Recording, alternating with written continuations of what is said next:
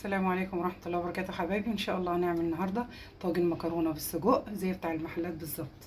اول حاجه اجيب الحله واحط فيها معلقتين زيت وانزل عليها ببصليه وسط مقطعه مكعبات صغيره واسيبها تدبل شويه. وبعد ما البصليه دبلت كده انزل عليها باربع فصوص ثوم مقطعهم شرايح صغيره كده، بس مش هتتحمر، انا عايزه الحاجه تدبل تطلع ريحتها. هنزل عليها بكيلو وربع طماطم مضروبه مع قرن فلفل رومي في الخلاط. دلوقتي حبايبي هنزل بمعلقتين صلصه كبار كده عشان تبقى القطه بتاعتي والصلصه حمراء، اديها تشويحه كده قبل ما انزل بالطماطم عليها.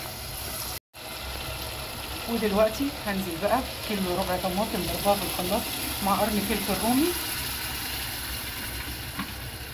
التوابل بتاعتي بابريكا، 7 بهارات، ماجي، بودره ماجي جاهزه، كزبره ناشفه، سنه شطه مع فلفل اسمر وكمون. حبايبي بعد ما اتسبكت زودتها مجين ميه كبار. لازم تكون الصلصه سايله عندي كده مش مركزه، علشان هي دي اللي هتسوي لي المكرونه عشان هحطها نيه. نبتدي بقى نعمل الطاجن. ودلوقتي حبايبي هجيب الطاسه اللي هعمل فيها السجق واحط فيها معلقه زيت كبيره وانزل بالسجق بتاعي بعد ما تسخن كده تشوح كده. هنزل عليها ببصلايه صغيره متقطعه جوليان كده واحطها عن بعضها. وعندي هنا قرن فلفل رومي مع قرن فلفل رومي برضو احمر، هنزلهم عليهم كده متقطعين واقلب برضو كويس. وهنا حبايبي نفس التوابل اللي حطيتها على الصلصه بتاعت المكرونه بالاضافه نص معلقه جنزبيل وقرفه اللي ضفتهم، وهنزل بقيه التوابل كده عليها.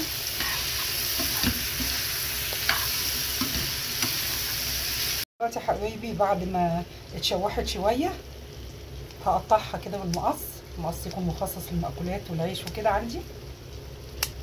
ودلوقتي هجيب الطاجن بتاعي اللي هعمل فيه. ده طاجن كبير لينا كلنا كده، وطاجن صغير عشان حفيدتي عشان مش هحط فيه شطه. الطاجن دوت هجيب قرن فلفل ده حامي هوزعه كده مقطعاه. ودلوقتي حبايبي اجيب السجق بتاعي اللي انا عملته وانزله كده واحطه في القعر هنا كده، واجي كمان في الطاجن الصغنن كده احط شويه واكمل هنا كله. وبعدين انزل المكرونه بتاعتي، مكرونه قلم. ما املاش الطاجن للاخر، تبقى اعمل حسابه انه هيعلى. واجي الطاجن الصغير ده احط فيه برده شويه من المكرونه واجي هنا اكملهم هنا. ودلوقتي اجيب الصلصه بتاعتي اللي انا عملتها معاكم وانزل.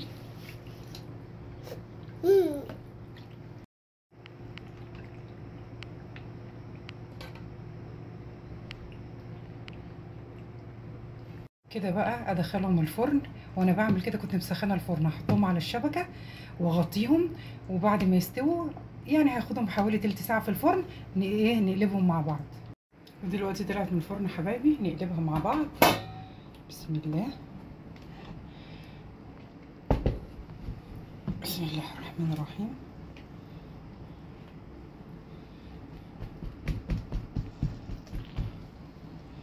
بسم الله.